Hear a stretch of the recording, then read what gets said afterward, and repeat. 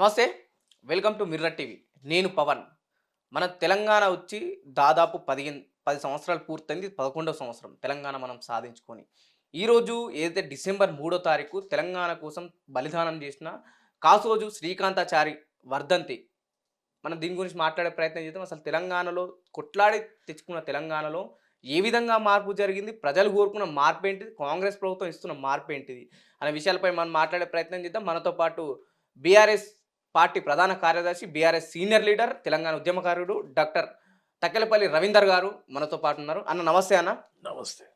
అన్న మొదటగా మనం ఇంటర్వ్యూ స్టార్ట్ చేసే ముందు అమరవీరులను తలుచుకుందాం. ఈరోజు ముఖ్యంగా కాసోజీ శ్రీకాంతాచారి చనిపోయిన ఆత్మ బలిదానం చేసుకున్న తెలంగాణ కోసం ఆత్మ బలిదానం చేసుకున్న రోజు. జై తెలంగాణ అన్న. జై తెలంగాణ. ఏంటి ప్రచారంలో కాంగ్రెస్ పార్టీ మార్పు మార్పు మార్పు అనే అధికారంలోకి వచ్చింది. వాళ్ళు చెప్పిన మార్పు ఏంటి? ప్రస్తుతం ప్రజలు ఏ విధంగా మార్పు చూస్తున్నారు? మొదటగా మీరు అన్నట్టు ఈరోజు శ్రీకాంతాచారి మరణం నవంబర్ 29న కేసీఆర్ గారు దీక్ష పూనుకున్న రోజు. అరెస్ట్ చేయడం, జైల్లో పెట్టడం, హాస్పిటల్కి వెళ్ళడం, ఆ పరిస్థితిని జీర్ణించుకోలేని శ్రీకాంతాచారి ఉద్యమ నాయకుడు. నాకు కూడా బాగా పరిచయం ఉన్న పిల్లోడు. ఆయనే ఆత్మాహుతి చేసుకోవడం, ఈరోజు చనిపోవడం చరిత్రలో మర్చిపోరారు. తీవ్రమైనటువంటి ఒక ఘటన అది. ఒక ఆజ్యం, ఒక అగ్నిని రాజేసి యావత్ రాష్ట్రం అంతా అట్టుడికేలా చేసిన ఘటన ఎంత బాధాకరం. ఆ విషయాన్ని ఒకసారి గుర్తు చేసుకుంటూ మీరు అన్నట్టుగా ప్రభుత్వం మార్పు అనేది 10 సంవత్సరాల పరిపాలన కాంగ్రెస్ చాలా హామీలు ఇస్తుంది.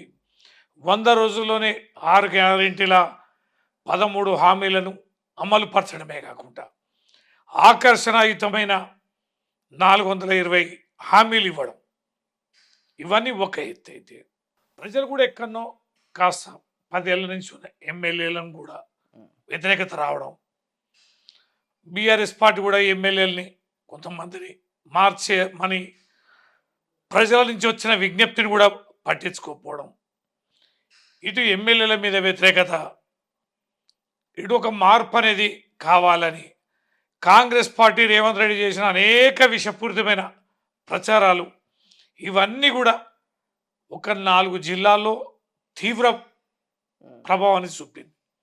ఆ 4 జిల్లాల ఫలితమే ప్రభుత్వం మార్పు కారణమే. అంటే కాంగ్రెస్ పార్టీ ప్రధానంగా ప్రచారంలో ఉన్నప్పుడు ఏదైతే మేము వస్తే మార్పు తీసుకొస్తాం, కాంగ్రెస్ వస్తే మార్పు వస్తా అన్న వాళ్ళు తెచ్చిన మార్పు ఏంటి? ప్రజలు ప్రస్తుతం చూస్తున్న మార్పు ఏంటి అంటే ఏం చెప్తారు? అంటే ప్రజలు అనేక రకాలుగా అనుకున్నారు. ఏది దొరలు అన్నారు, కుటుంబ పాలన అని, అవినీతి అని, ఇది ఒక విష ప్రచారం. ఈ తర్వాత ప్రజాస్వామ్యమే లేకుండా పోయింది, నిరంకుశంగా వ్యవహరిస్తున్నారు అని ఈ రకమైన విష ప్రచారం. దాంతోపాటు అంటే ఇంకా ఆకర్షణ, 2000 పెన్షన్ని 4000 చేస్తామని, 4000ని 6000 చేస్తామని, 10,000 రైతు బంధుని 15,000 చేస్తామని, కొత్తగా కౌలు రైతులకు ఇస్తామని, వ్యవసాయ కార్మికులకు ఇస్తామని, మహిళలకు 2,500 ఇస్తామని, తులం బంగారం ఇస్తామని, సిలిండర్ 500 ఇస్తామని, పంటకి బోనస్ ఇస్తామని, ఆ రకంగానే విద్యార్థులకు ఏదో అది ఇస్తామని, నిరుద్యోగ వృత్తి ఇస్తామని, ఆ ఉద్యమకారులకి 250 గజాల భూమి ఇస్తామని, అనేకమైన రుణమాఫీ 2 లక్షలు రుణమాఫీ చేస్తామని, ఇవన్నీ చేసిన 100 రోజుల్లోనే ఇస్తామన్న, అమలు పరుస్తామన్న హామీని కొంత మేరకి కొంత ప్రాంతం వారు నమ్మడం మార్పు. అదే హైదరాబాద్లో నమ్మలే. హైదరాబాద్ కంప్లీట్ అభివృద్ధి చూశారు. హైదరాబాద్ నగరంలో తెలంగాణ ప్రభుత్వం కేటీఆర్ గారి మున్సిపల్ శాఖ మంత్రిగా ఆయన పరిపాలన తీరు, ఇక్కడ ఏర్పరిచిన అనేకమైనటువంటిగా అభివృద్ధి కార్యక్రమాలని హైదరాబాద్ బ్రహ్మానందం పట్టారు. సందు కూడా దూరం ఇయ్యలేదు బీజేపీ కానీ కాంగ్రెస్ కానీ. కనుక మహబూబ్నగర్, నల్లగొండ, ఖమ్మం, వరంగల్ లాంటి 4 జిల్లాల తీర్పుతో ప్రభుత్వం మార్పు వచ్చింది. అంటే టికెట్లు ఇచ్చే సమయంలో అనుకున్నారా? కొన్ని నియోజకవర్గాల్లో ఎమ్మెల్యేలను మార్చి ఉంటే మళ్ళీ అధికారంలోకి బీఆర్ఎస్ పార్టీ వస్తుండే అనే ఆలోచన ఏమైనా ఉండేనా? ఈ టికెట్లు ఇచ్చే విషయంలో? ఈ చర్చ మీద భిన్నాభిప్రాయాలు హ్మ్. ఎలా ఉన్నా మేజర్గా మాత్రం ఒక 25 మంది ఎమ్మెల్యేలు మార్చాల్సి ఉండే అనే అభిప్రాయం అయితే ఉంది. హ్మ్. అంటే ఏమైందంటే 25 మంది ఇంకో 25 మంది మీద పడ్డది. హ్మ్. ఒక ఇద్దరు ముగ్గురు ఎమ్మెల్యేలు ఓ జిల్లాలో ఉన్నారనుకోండి, హ్మ్. ఆ పక్క ఎమ్మెల్యే కూడా మీద కూడా ఈ ప్రభావం పడింది. హ్మ్. అంటే ప్రజలు కూడా వీళ్ళని మార్స్తే బాగుండని కోరుకుంటున్న సందర్భంలో వాళ్ళని మార్చకపోవడంతో ప్రజలు కూడా హ్మ్. ఆ పక్క నియోజకవర్గం మీద కూడా ప్రభావాన్ని చూపింది. తత్ఫలితంగా హ్మ్. ఇబ్బంది జరిగింది. మీరన్నట్టు ఈ రోజుకి మనం ఇప్పుడు చేస్తున్న ఇంటర్వ్యూ రోజుకి డిసెంబర్ 3 అయితే ప్రజలు ఒక పార్టీని అధికారం నుండి దించి మరో పార్టీకి అధికారం ఇచ్చిన రోజు అనుకోవచ్చు. ఏంటి ప్రభుత్వం ఈ దాదాపు సంవత్సర కాలంలో ఎటువంటి అభివృద్ధి పనులు చేసిందంటే ఏం చెప్తారు? అంటే ప్రజలని నమ్మబలికిన విధానం, హ్మ్. ఎన్నికల్లో చెప్పిన విధానం, వాళ్ళ మేనిఫెస్టో విధానం, వారి మాటలో ద్వారా ప్రజల దగ్గరికి తీసుకెళ్ళిన ప్రచార విధానం ఏదైతుందో అది నమ్మబలికేలా కొంత ప్రాంత ప్రజలకి అనిపించింది హ్మ్. చేస్తారని. కానీ ఈ సంవత్సర కాలం నుంచి వాళ్ళు గమనిస్తున్నారు. హ్మ్. డిసెంబరు 9 నుంచే 6 గ్యారెంటీలు అమలు అవుతాయని 100 రోజుల్లో 100% చేస్తామన్నది విఫలమైంది. హ్మ్. ఆర్టీసీ బస్సు అన్నారు. ఆర్టీసీ బస్సులు తక్కువ చేశారు. హ్మ్. మహిళలు కొట్టుగా వస్తున్నారు. హ్మ్. మహిళలు బస్సు ఎక్కే పరిస్థితి లేదు. అంటే అది ఆహ్, ఏదైతే సక్సెస్ అనుకున్నారో అది ఇబ్బంది అయింది. మహిళలకు ఉచిత బస్ ప్రయాణంకి మీరు వ్యతిరేకం అనుకోవచ్చా? వ్యతిరేకం కాదు. హ్మ్. మంచి మంచి కార్యక్రమం. హ్మ్. నిజంగా కూడా మహిళలు ఆకర్షింపబడ్డారు. కానీ మీరు చూడండి, ఇప్పుడు ఒక బస్సుకి ఎక్కే జనం ఉంటే నా ఒక బస్సు అందుబాటులో ఉంటే 4 బస్సులు ఎక్కేంత మంది మహిళలు వెయిటింగ్లో ఉన్నారు. హ్మ్. ఒక్క బస్సులో 80 మంది 100 మంది హ్మ్. కుక్కి కుక్కి పంపిస్తున్నారు. హ్మ్. బస్సుల సంఖ్యను తగ్గించారు. ఎక్స్ప్రెస్ బస్సులు హ్మ్. ఛార్జింగ్ చేసే బస్సులేమో సంఖ్య పెంచారు. హ్మ్. మహిళలు ఎక్కే బస్సులు మాత్రం తగ్గించారు. హ్మ్. దాంతో ఏమైందంటే మహిళలు అసహనానికి గురవుతారు. హ్మ్. అది మా సమస్యే కాదు. హ్మ్. మీరు దయచేసి మీ ద్వారా పవన్ ప్రజలకు అర్థం కావాలి. హ్మ్. బీఆర్ఎస్ మహిళల కోసం ఉచిత బస్సు విధానం అనేది వ్యతిరేకం కాదు. కానీ మహిళలందరినీ కంఫర్టబుల్గా హ్మ్. ఎక్కి ప్రయాణం చేసేలాగా వాళ్ళ ఆత్మగౌరవం నిలబెట్టేలాగా బస్సుల సంఖ్య ఉండాలి. అనే ఏంటి తెలంగాణలో 6 గ్యారంటీలు ఏదైతే సోనియా గాంధీ 6 గ్యారంటీలు ఇచ్చింది. నేను ఏడో గ్యారంటీ ఇస్తున్నా అదే ప్రజాస్వామ్యం. ఈ 7 గ్యారంటీలు రేవంత్ రెడ్డి చెప్పిన 7 గ్యారంటీలు తెలంగాణలో అమలవుతున్నాయా? అంటే ఏం చెప్తారు? ఇక పవన్ ఒక్క మాట దీనికి ఎగ్జాంపుల్ చెప్దాం. ప్రగతి భవన్లో కేసీఆర్ గారు ఉంటారు. ఇనుప కంచెలు వేసుకున్నాడు. ఆయన ఎవ్వరికి దర్శనానికి అవకాశం లేదు. హ్మ్. ప్రగతి భవను ముళ్ళ కంచెను బద్దలు కొడతాం, ప్రజాస్వామ్యాన్ని నిలుపుదామంటే అందరు ఏమనుకున్నారంటే హ్మ్. ప్రగతి భవన్ గేట్లు బార్లా తీస్తారు. అలా ముఖ్యమంత్రి గారు ఉంటారు. హ్మ్. ఆ సందర్శకుల్ని ఎలో చేస్తారు. అందరూ ముఖ్యమంత్రి గారి కష్టాలు చెప్పుకుంటారు, పరిష్కరిస్తారని అనుకున్నారు. ముఖ్యమంత్రి అందుబాటులో ఉంటాడని అనుకున్నారు. ఇలా అనుకున్నట్టే ముళ్ళ కంచెలు బద్దలు కొట్టారు. ముందున ఐరన్ అని తీసేసారు. హ్మ్. బార్లాగానే తెరిచారు. ఏమైంది? ముఖ్యమంత్రి ఉండా, నివాసం ఉండాలా, హ్మ్. ముఖ్యమంత్రి దర్శనం ఉందా, ముఖ్యమంత్రి ప్రజలు కలుస్తుండ్రా, తీసుకునే విజ్ఞప్తులు ఎవరు? చిన్నారెడ్డి గారిని ప్లానింగ్ బోర్డు వైస్ చైర్మన్ పెట్టారు. హ్మ్. ఓ అధికారిని పెట్టారు. ముఖ్యమంత్రి పోయిండా? ఒకటేసారి పోయిండు. హ్మ్. ముఖ్యమంత్రి ఉంటాడు. ముఖ్యమంత్రి ఎక్కడున్నాడు? సొంత ఇంట్లో ముళ్ళ కంచెలు వేసుకొని దుర్భేద్యం చేసుకొని హ్మ్. బజార్లని క్లోజ్ చేసుకొని సాధారణ ప్రజలకు అందుబాటు లేకుండా ముఖ్యమంత్రి సొంత ఇల్లు హ్మ్. ఆడ ఎవరిని కలుస్తాడో తెలియదు. హ్మ్. ప్రజలకు మాత్రం ఎంట్రీ లేదు. అది ప్రజల సొమ్ముతోటి కట్టింది. అధికారులు, రివ్యూలు, ప్రభుత్వం వ్యవహారం అన్నీ ప్రగతి భవన్లో నడిచేది. ముఖ్యమంత్రి గారు అనేక నిర్ణయాలు, అనేకమైనటువంటి విధానాలను రూపొందించింది హ్మ్. ప్రగతి భవన్ వేదికగా, ప్రభుత్వం కేంద్రంగా. ఇవాళ ప్రభుత్వం కేంద్రంగా ఎక్కడ నడుస్తుంది? నీ ఇంట్లో నడుస్తుంది. హ్మ్. మరి ఎక్కడండి? మీరు ముఖ్యమంత్రి గారి ఛాంబర్కి ఎప్పుడైనా పోయినరా? 6వ ఫ్లోర్ పోయినరా? మీరు పోయినరా పవన్ గారు ఎప్పుడైనా? ప్రయత్నించి చూడండి. ఉమ్, సెక్రటరియట్కి వస్తాడు, కానీ దుర్భేద్యం ఆయన ఫ్లోర్కి ఎవరు ఎక్కడానికి వీలు లేదు. చూడండి, ఎమ్మెల్యేలు కూడా ఛాన్స్ లేదు, ఎమ్మెల్యేలను కూడా కలుస్తాలే. మరి ముళ్ళకంచెలు బద్దలు కొట్టింది ఎక్కడ? ఉమ్. 7వ ప్రజాస్వామ్యాన్ని ఆయన బార్లగా తెరిచింది ఎక్కడ? 7వ గ్యారంటీ ప్రజాస్వామ్యం. ఎస్ ఉమ్, ఎస్ నీ సొంత ఇంట్లో ఉంటున్నావు, ఉమ్, ప్రజల్ని గెలవవు, సందర్శకులను గెలవవు. ఎక్కడ ప్రజాస్వామ్యం వెల్లివిరిసింది?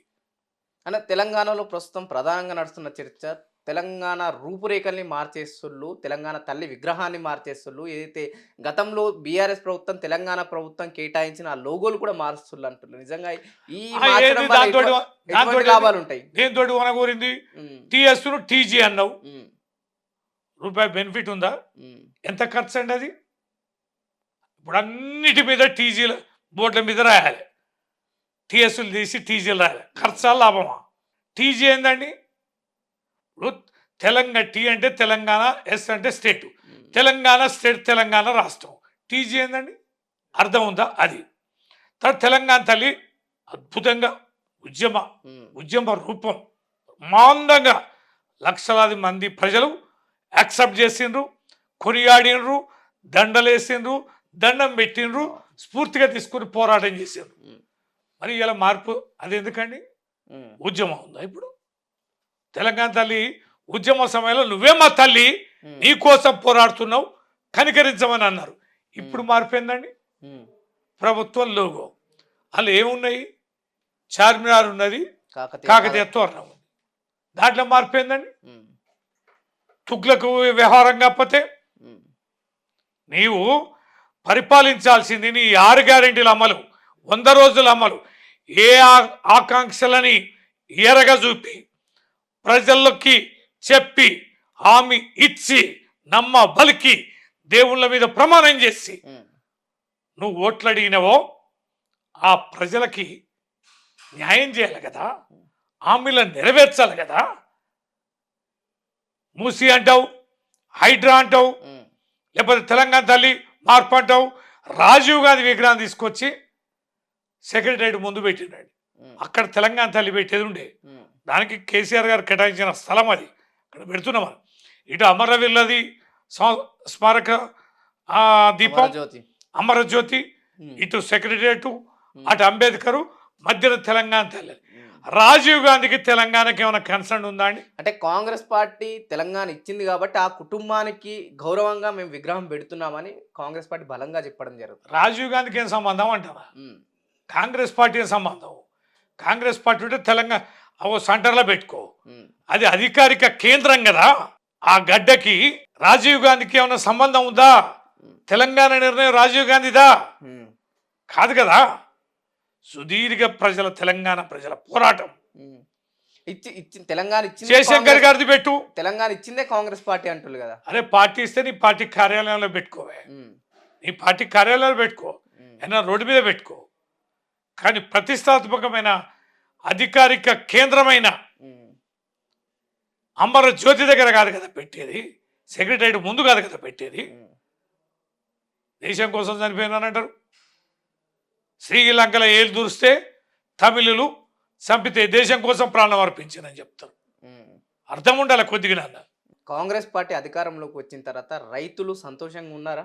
చెప్పండి మీరే.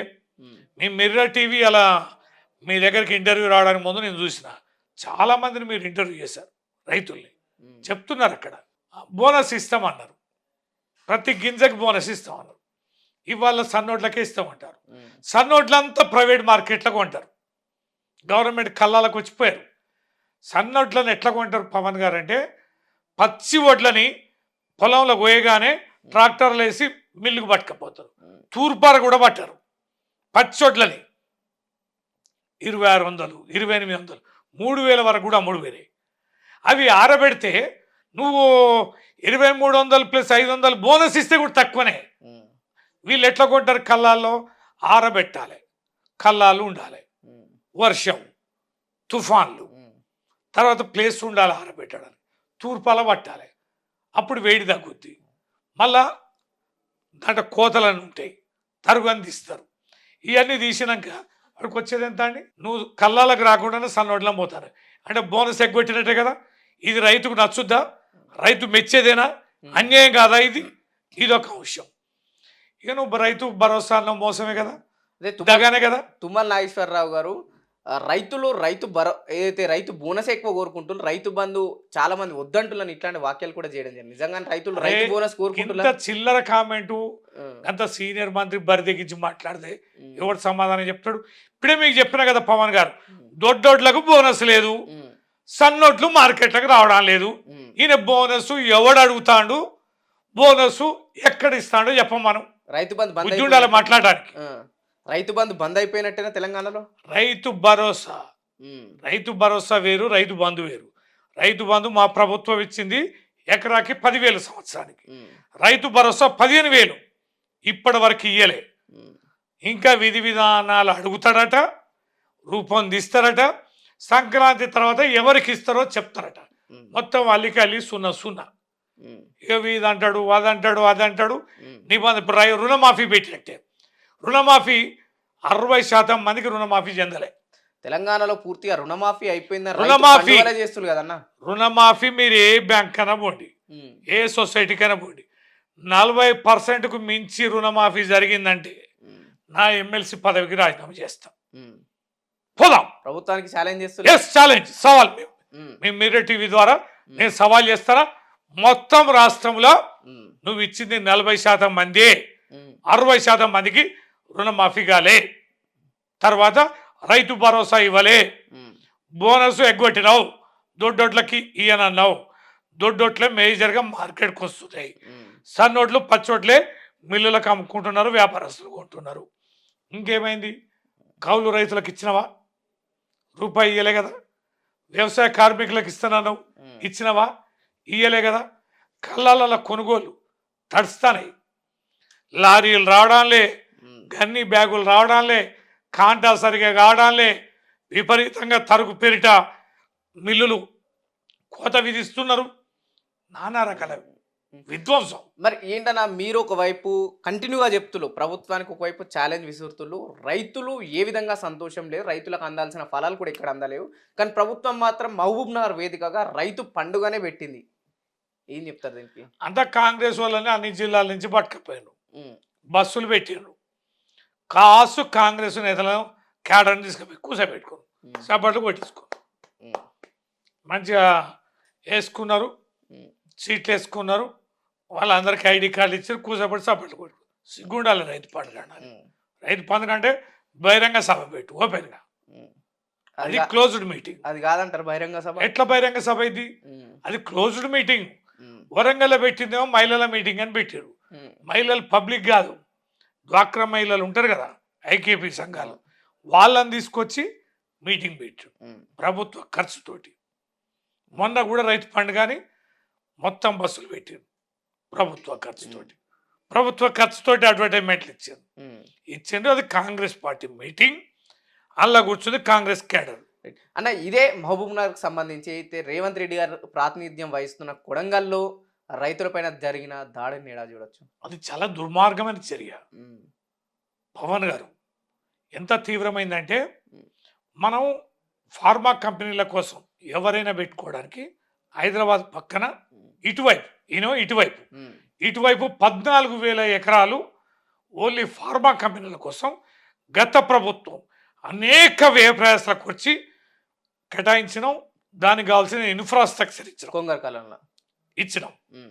దీంట్లో కాదని నీ కుటుంబ సభ్యులకి, నీ సొంత నియోజకవర్గంలో పేదల భూములు 40-50 లక్షలకు ఎకరం ఉన్నదాన్ని నువ్వు 8 నుంచి 10 లక్షలకు ఎకరం తీసుకోవడానికి నీ కుటుంబ సభ్యులకు అప్పచెప్పేందుకు దౌర్జన్యంగా నీ ముఖ్యమంత్రి అన్న బెదిరించి, ఆ urban development authority chairman Vikarabad ఆయన్ని బెదిరించి రైతులని 8 నెలల నుంచి కోసపుచ్చుకుంటాడు. బ్రతిమిలాడారు, ధర్నాలు చేశారు, గొడవలు చేశారు, కాంగ్రెస్ నేతలను నిర్బంధించారు, లాఠీ దెబ్బలు తిన్నారు, లాఠీ చార్జీలు జరిగినాయి. అయినా కూడా వినకుండా మొండిగా కలెక్టర్ని భూసేకరణ చేస్తా, నేను ఒప్పిస్తాను పోతే జనం ఇవ్వమన్నారు. ఉమ్, ఇవ్వాలనంటే ఇక కలెక్టర్ ఫైనల్ చేసిపోతాడని వాళ్ళు తిరగబడ్డారు. ఉమ్, కోపానికి వచ్చిన రైతులు నిర్దాక్షిణ్యంగా అరెస్టులు చేసి ఉమ్, తెల్లవార్లు దొంగలను రౌడీల్లాగా ఇండ్ల మీద పడి అరెస్టులు చేసి పిచ్చి కొట్టుడు కొట్టి 30 డిగ్రీ ప్రయోగించి ఉమ్. ఇప్పటికి జైల్లో పెట్టి అంటే రేవంత్ రెడ్డి గారు ఒక సభలు చెప్తారు, మా కొడంగల్ నియోజకవర్గం నుంచి నేను పుట్టిన గడ్డపై నుంచి మొదటిసారిగా సీఎం అయినా నా నియోజకవర్గానికి ఎవరైనా అడ్డుపడితే చరిత్ర నన్ను క్షమించదు అని అంటుంది. నిజంగా ఆ అభివృద్ధికి బీఆర్ఎస్ పార్టీ అడ్డుపడుతుంది అనుకోవచ్చా? సిగ్గుమాలిన మాట.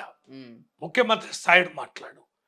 రాష్ట్రం అయింది కదా, ఉమ్, ఎవడన్నా ముఖ్యమంత్రి అండి యావత్ తెలంగాణను భుజస్కంధాల మీద వేసుకొని అన్ని నియోజకవర్గాలు అన్ని గడ్డల్ని సమదృష్టితోటి పరిపాలించాల్సిన ముఖ్యమంత్రి నా కొడంగల్ అని నీ ఓటర్ల పేదల భూములను గుంజుకొని నీ కుటుంబ సభ్యుల్ని పంచిపెట్టడం దుర్మార్గం కదా. ఉమ్, ఇది న్యాయమా?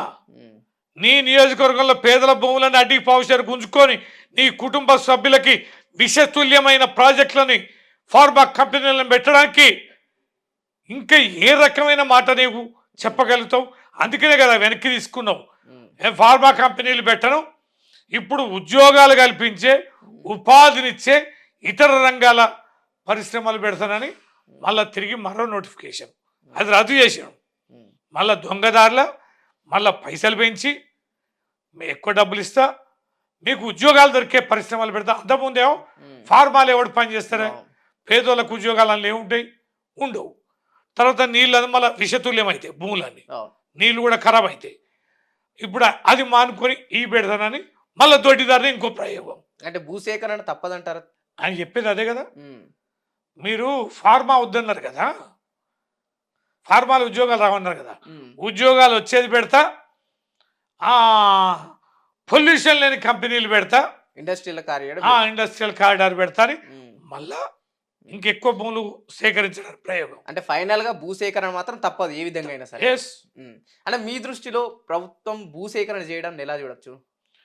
భూసేకరణ ఉమ్, నువ్వు చేయి కాదంటాలే, ఉమ్, కానీ ప్రజలు నీకు ఎందుకు ఓట్లేసిండ్రు? ఉమ్, నువ్వు అధికారంలోకి ఎట్లా వచ్చినావు? పవన్ గారు అధికారంలోకి రేవంత్ రెడ్డి రావడానికి ప్రధాన కారణం 6 గ్యారెంటీలు 13 హామీలు 100 రోజులు చేస్తున్నాడు. అసలు ఓట్లేసింది ఉమ్, ఆగం మెగల మీద జనం దానికి. ఉమ్, నీ బొంద మీద ఇండస్ట్రియల్ కారిడారు, నీ బొంద మీది మూసీ ప్రాజెక్టు, హైడ్రా ముచ్చట, పనికి మాల ముచ్చట, ఉమ్, డైవర్షన్ పాలిటిక్స్. ఉమ్, ఎవడన్నా నీ నీ కడుపు నింపుతా, కడుపు నిండా భోజనం పెడతా అని చెప్పిన మాటని ముఖ్యమా, నువ్వు ఎందో చేస్తాను అనేది ముఖ్యమా? అర్థమవుతాను. తెలంగాణలో 6 గ్యారెంటీలు అమలు కాలేవంటారు. ఎందుకంటే గతం మొన్నటిదాకా మహారాష్ట్ర ఎన్నికల ప్రచారంలో తెలంగాణలో పూర్తిగా 6 గ్యారెంటీలు అమలైనాయి, అందుకే నేను మహారాష్ట్ర ఎలక్షన్లో మిమ్మల్ని కూడా కోరుతున్నా కాంగ్రెస్ పార్టీని గెలిపించండి అని ప్రచారానికి వెళ్ళిండు. అందుకనే ఫలితం ఇచ్చారుగా. ఉమ్, ఈయన పోయిన కాడ ఈ ముచ్చట చెప్పిన కానీ ఈడ్చి చెంపదెబ్బ కొడితే మొత్తం పీకింది. ఉమ్, ఈయన పోయి మా 6 గ్యారెంటీలు అంటే తెలుస్తుంది కదా, అందరూ బార్డర్ స్టేటే కదా. ఈయన 6 గ్యారెంటీల ముచ్చట కర్ణాటక ముచ్చట తెలిసిపోయే మళ్ళీ ఎక్కడ పోయిండు? 106 సీట్లకేం పోటీ చేసిండు, ఉమ్. 15-16 సీట్లు గెలిచినాయి. రివర్స్ అయిందంటారా? టోటల్గా రివర్స్ అయింది. ఉమ్. ఆ, తెలంగాణలో మళ్ళీ ఎలక్షన్స్ వస్తే ప్రజలు ఎటువైపు చూస్తారంటారు? మీరే తిరుగుతారు కదా. ఉమ్, మేము చాలా గొప్ప విషయం. మేము మిర్ర టీవీ, నేను కొన్ని యూట్యూబ్ వీడియోస్ అని చూసిన, నేను బ్రహ్మాండంగా పనిచేస్తాను. ప్రజాక్షేత్రంలో ఏ రకమైన వైబ్రేషన్ ఉంది, సంవత్సర కాలంగా ఈ ప్రభుత్వం వేటికి ప్రాధాన్యత ఇస్తుంది, ఇచ్చిన మాటని ఎలా ఏమరుస్తుంది, ఏ రకంగా మాట తప్పుతుంది, ఏ రకంగా అద్భుతంగా అభివృద్ధి చేసిన కేసీఆర్ని, రాష్ట్రాన్ని తెచ్చిన కేసీఆర్ని ఎలా తిట్టిపోస్తుంది, ఆ కుటుంబం ఎట్లా పడుతుంది, గతంలో చేసిన ఆరోపణలు, గతంలో చెప్పిన మాటలకి పొంతన లేదు, ఇచ్చిన హామీలకి అమలుకు పొంతన లేదు, కేసీఆర్ గారి మీద అన్న మాటలకి ఇప్పుడు చూస్తున్న దానికి పొంతన లేదు.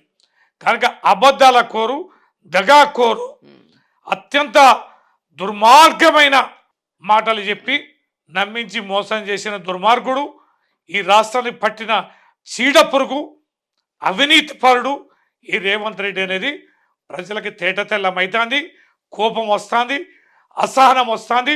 అన్ని వర్గాల ప్రజల్ని ఇది ప్రొవోకేట్ చేస్తుంది. అన్న ఫైనల్‌గా రేవంత్ రెడ్డి గారు ఉద్యమకారులకు ఇచ్చిన హామీని ఎలా చూడొచ్చు? ఎందుకంటే నేను అధికారంలోకి వస్తే ఉద్యమకారులందరికీ 100 గజాల భూమి ఇస్తా అన్నారు. 250 గజాలు. ఎలా చూడొచ్చు వీటిని?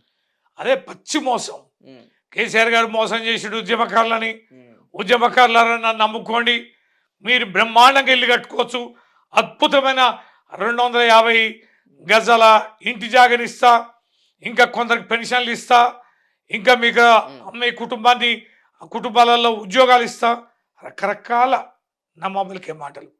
ఆఖరికి ఉద్యమకారులను కూడా వెన్నుపోటు పొడిచిన వెన్నుపోటుదారుడు ఈ రేవంత్ రెడ్డి అనేది స్పష్టమైంది. రైట్. ఇది పరిస్థితి తెలంగాణలో డిసెంబర్ 3 నాటికి కాంగ్రెస్ ప్రభుత్వం అధికారంలోకి వచ్చి సంవత్సరం అవుతుంది. 7వ తారీఖున ప్రమాణ స్వీకారం అయింది.